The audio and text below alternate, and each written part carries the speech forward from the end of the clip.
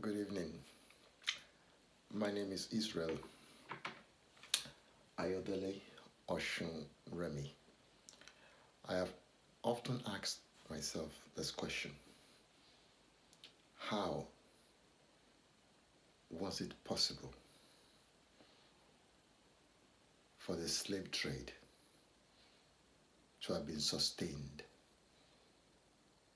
for hundreds and hundreds of years by the colonial masters, or our slave masters, if I may put it rightly?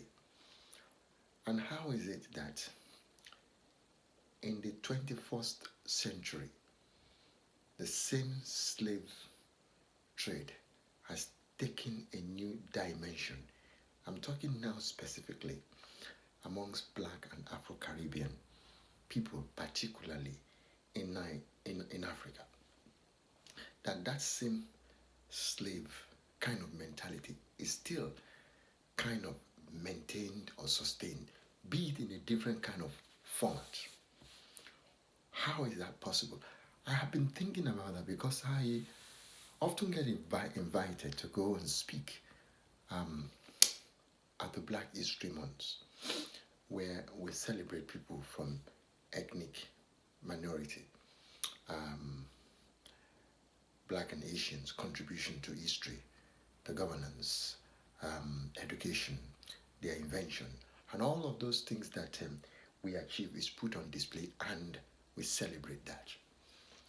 We try to get away from the victim mentality, because often we say to ourselves that the slave trade era has long gone and dead. That's what at least we say. But on the flip side of the coin, if you look at that situation that we have now, in many developing countries, you will discover that actually the slave trade, substandard kind of way of life, suppression, marginalization, discrimination, impunity,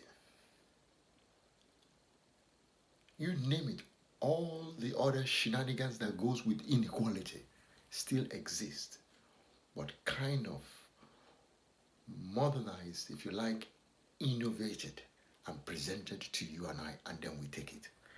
The very few that stand up or rise against it often die. If they don't die, they are suppressed. If they manage to survive those two, they become an icon for you and I, and we often talk about them. As much as we may want to criticize them, one of such individuals, in my own perception, is Sanusi Lamido Sanusi, who speaks out of the abundance of what he can see, and he speaks truth to power. Let me quickly rush through this because I've got to be somewhere. This is the question. I don't know if that is properly captured.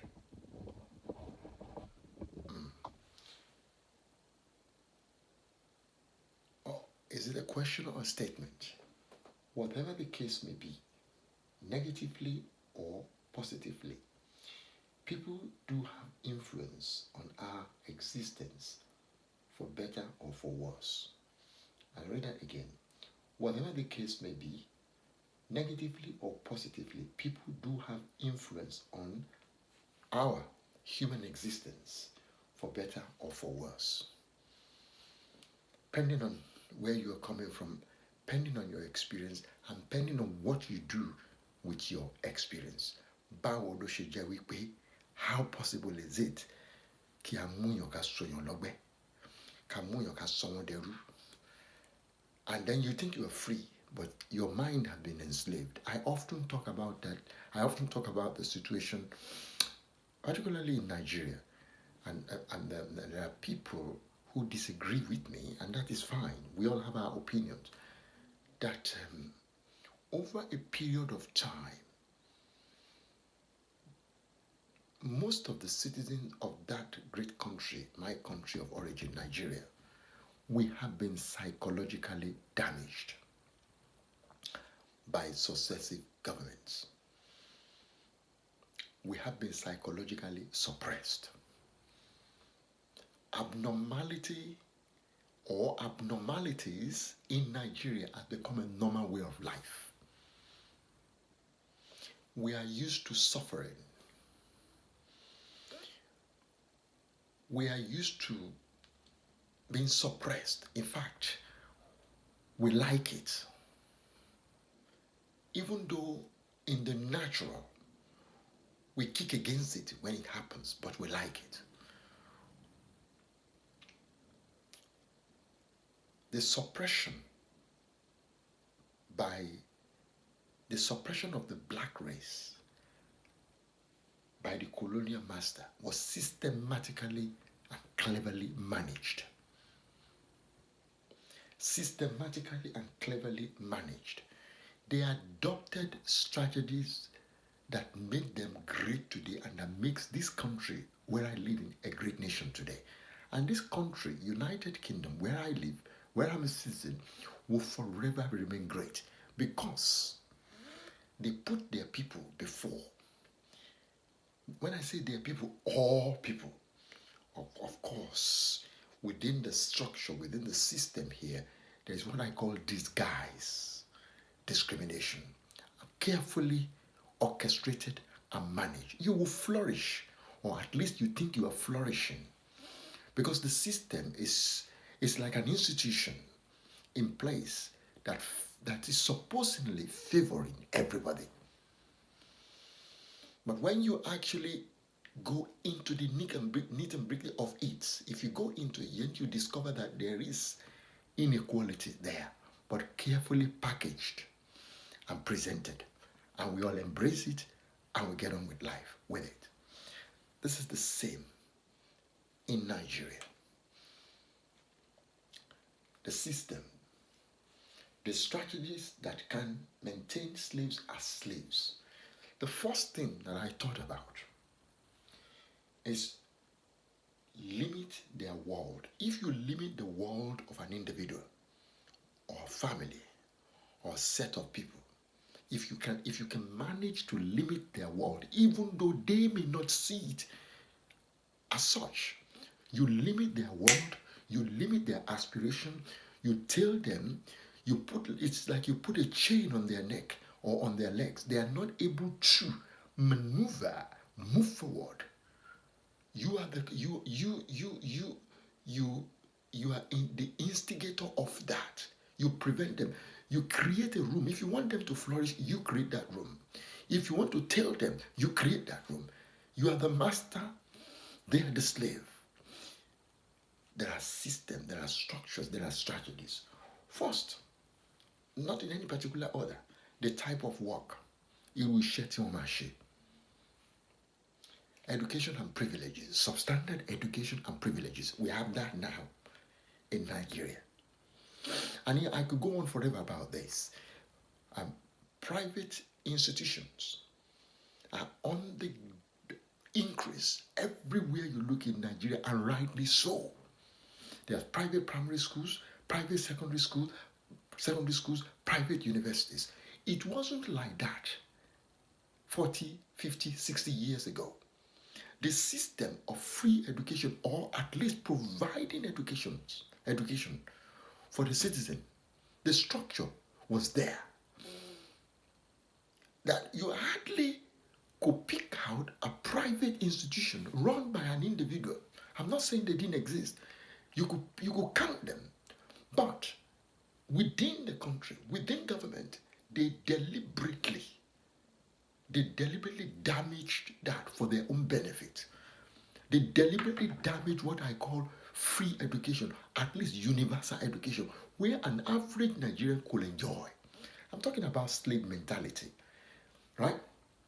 So as a result of that, there was a rise to private education, an increase, and there's a high demand for it. So an average Nigerian man and woman wants to educate his or her children. They will do anything, even if they have to rob the bank to educate their children. This is why when you walk the face of Nigeria today, you will find and come across some massive influential, highly tech, highly packaged, highly driven, and educational institutions that could stand and rival some of the educational establishments we have here in the UK. They are in Nigeria, but it costs money. And it is the daughter and son of who? The so-called political class, the elites, the so-called elites, those people who has the earning power, and there is leverage within that system, within that private education itself. Which school, which institution does your daughter or your son, my daughter, your son, attend? It becomes something, a banter that they talk about, and some of them even bring their children and put them in private institution in the developed country. So it's a type of education and privileges, the living conditions, independence, and initiatives. If you are able to suppress the initiative of a man, if you are able to turn a man to believe that he is subservient to you, if you can systematically manage that only Nicolo Apollo only lot rely on one or two people. Don't sneeze. If somebody sneezes, you catch the cold. When they cough, you shiver. If you can do that to an individual, you can do that to a colony. You can do that to a community. You can do that to a nation. It is psychology. You get into their psyche. So you limit their world. When the world of an individual is limited, wow, it is very easy to suppress that person. You can even decide the day you are going to kill such a person, and he or she would not be able to do anything about it. It is called capturing their mind, sleep mentality, particularly some children that have been broken from childhood, maybe by the manner and way in which they were raised within the comfort of the home. When a child is to be seen and not heard, when a child tries to express his or herself, you shut them down. When a child cannot use his common sense, or when he uses his common sense, you suppress him. You dampen his spirit. Dampen his spirit. That is the second point. Strategies that can be used to sustain or maintain slaves as slaves damage their spirit. That's two points now. Let me just go back. The first one here is limit their words. You limit the world of an individual, you damage their spirit. If you can successfully damage the spirit of a person, you've got him or her. In Nigeria, if they don't take light, talk about monologue for some time. In fact, people of Nigeria complain because they are used to become monologue. They are used to being in a blackout. They're used to the fact that light is not regular. If all of a sudden, within 2 months, the road network of Nigeria is super and perfect, an average Nigerian may complain that, Titi Higao, oh my dagon you.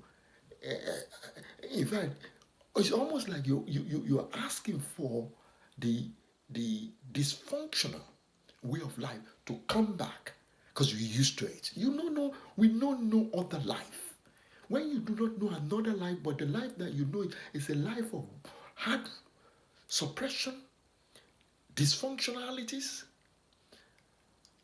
chaos, shenanigans, and all the other things that goes with it. If you are brought up that way, you become used to it. To the point that when you are catapulted out of that horrible situation and you are placed in a place of affluence, you don't know how to manage it. I was there. And that's for another time. I was there. Toba bring you up nínú ìṣẹ́. Toba bring you up nínú èpè. Toba bring you up nínú ìdẹ̀kùn. Toba bring you up nínú ìdílé àbí nínú ìlú tó jẹ́ wípé gbogbo nǹkan tí ó suppose láti dá kò dá. Inú àìdá yẹn ló ti dàgbà. Tí wọ́n bá gbé e kúrò ńbẹ̀, wọ́n máa gbé e sí ibi tí nǹkan tó dá wà, tí gbogbo ẹ̀ dára, ò ní mọ̀ lò. Èyí tí ò dá yẹn ló máa relate pẹ̀lú because you were brought up that way. So that strategy, you destroy their spirit. This is what happened to our forefathers. Their spirit and their world were destroyed.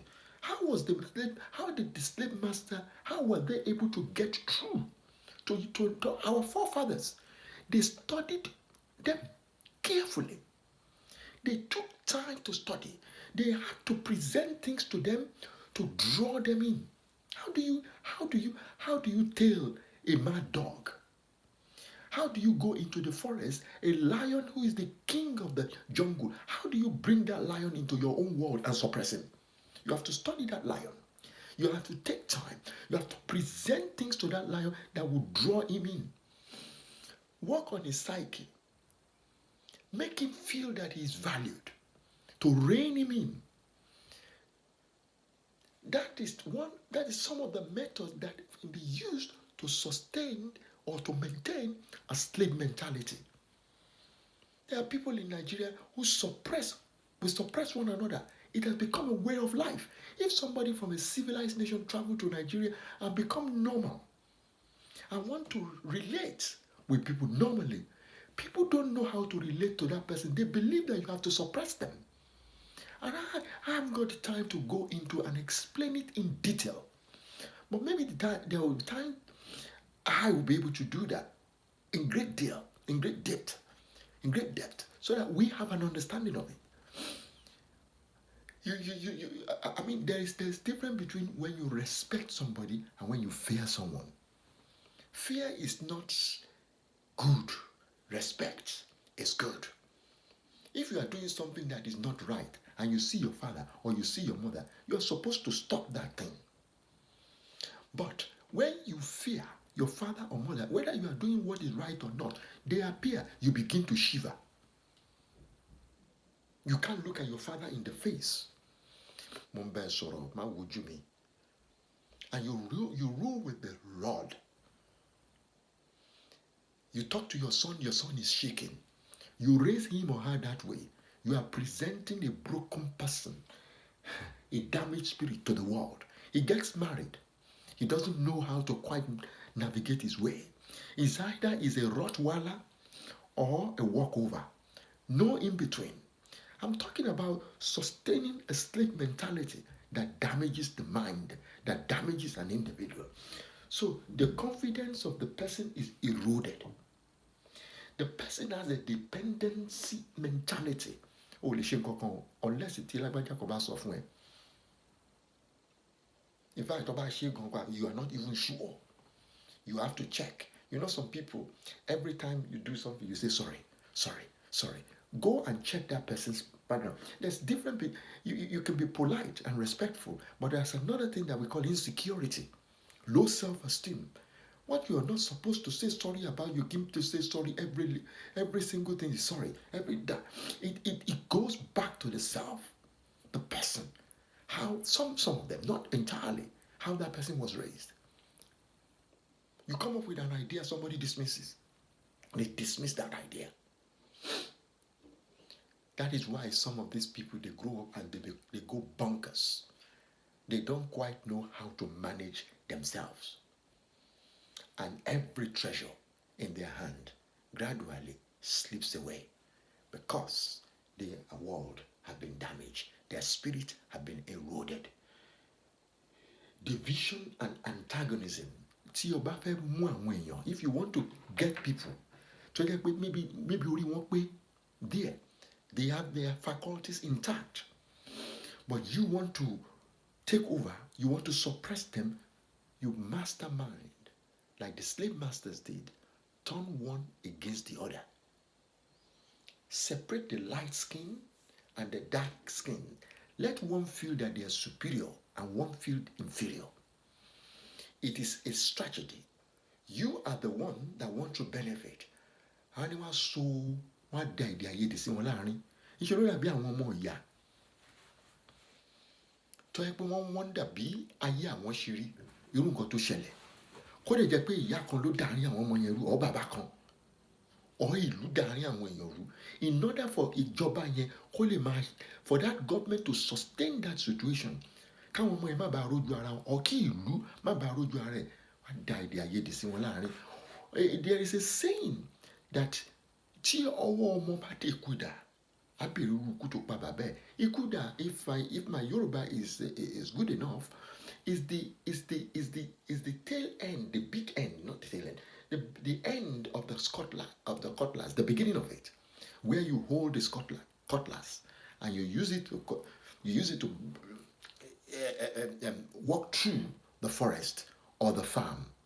When you hold that, it gives you comfort to be able to walk through, and you're trying to pry your way through as a farmer or whatever. You use that cutlass, ada. Ibi òkè àdá báyìí tó bá mú dání, ibi tó máa ń ṣe igi sí yẹn, you hold it. Tí o bá sí níbẹ̀, in fact, your hand, that metal, peel through your finger very quickly. But tí ọwọ́ ọmọ bá tẹ̀, tí wọ́n bá work collaboratively, wọ́n á dèdí òro, wọ́n á dèdí oyin, wọ́n á lè they work in unity. But ìwọ tó bá fẹ́ kọ́ àwọn ọmọ kó tẹ̀rù nǹkan bẹ́ẹ̀ yẹn, ní tí o máa ṣe ni pé wàá da èdè àìyedè sí wọn láàrin. In fact, you will be the one trying to resolve the situation. You are the one that created the problem in the first place. You are the one that turned one against the other, but you are a master. You are a master, a very good manipulator. You turn one against the other and you sit back. That is what the slave masters did. Division and antagonism. You destabilization and trauma.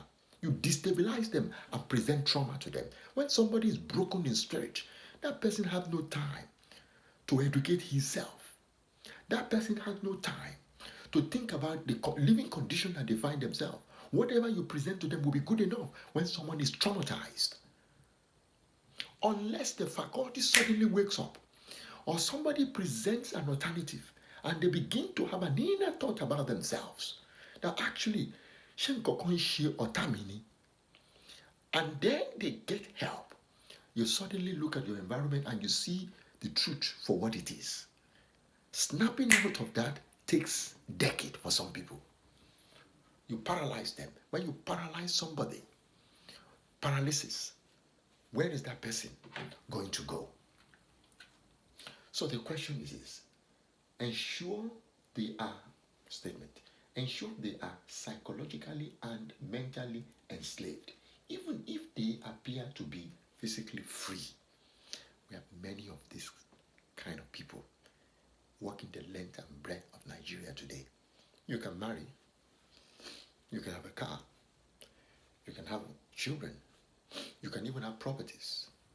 You can feel that you are flourishing within your own confinement, but you are still psychologically and mentally enslaved, even if you appear to be free. Why is it that we build houses in Nigeria today?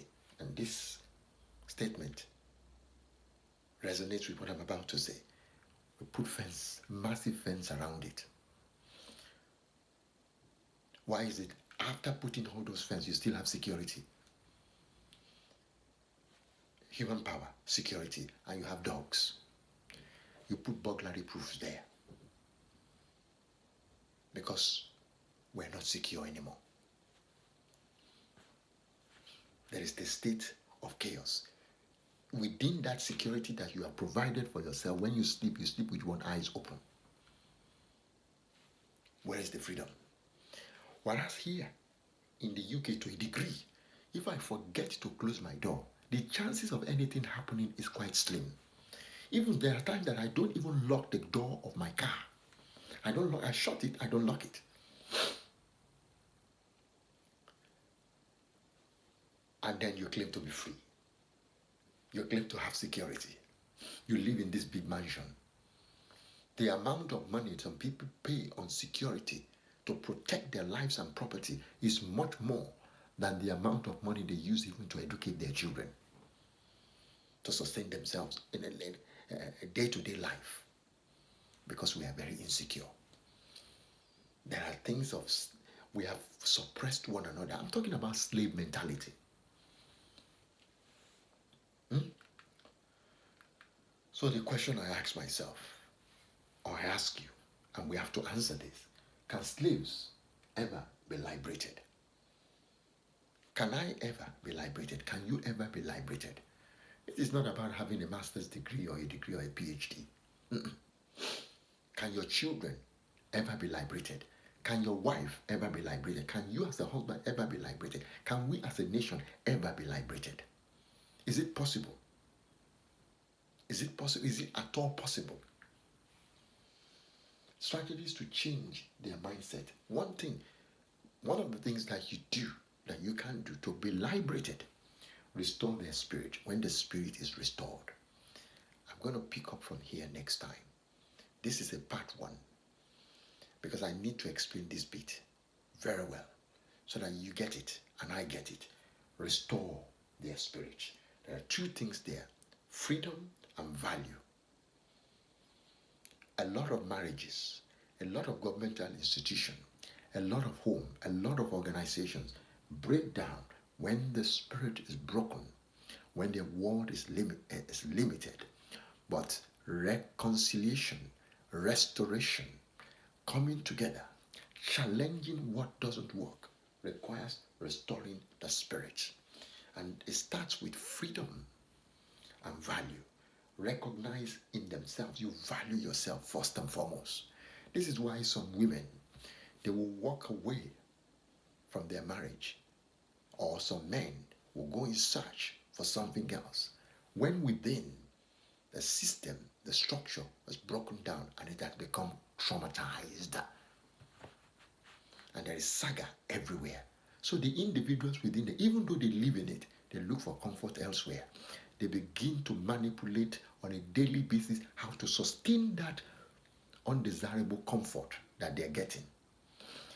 That will be sustained forever until you come around the table and take a deeper intake, stock of where you are.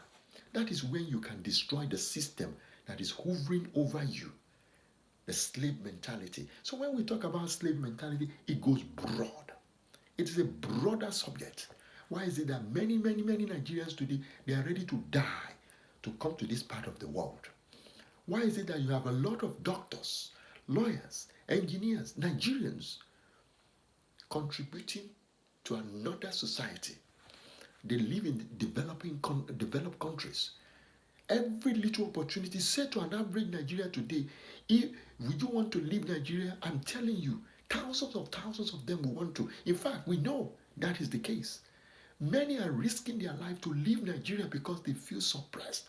And they feel that leaving Nigeria, they come to this part of the world, is a better place. This is supposedly paradise. Not true. Not so. This place has its own freckles.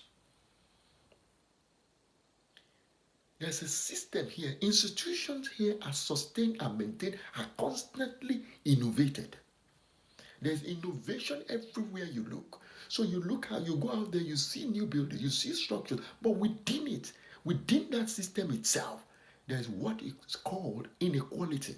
For certain people, there's a leverage, there's to an extent where some people can progress. In fact, when you think you've got to the highest and you cannot go any further, it is because the system has been designed that way. But when you look at the continent of Africa, where we come from, there is abundant resources everywhere you look, but we have bastardized it, suppressed it, turned one against the other. So a slave mentality is constantly perpetrated. Constantly perpetrated. It has permeated every structure that we have, and we embrace it. We worship it. We sustain it.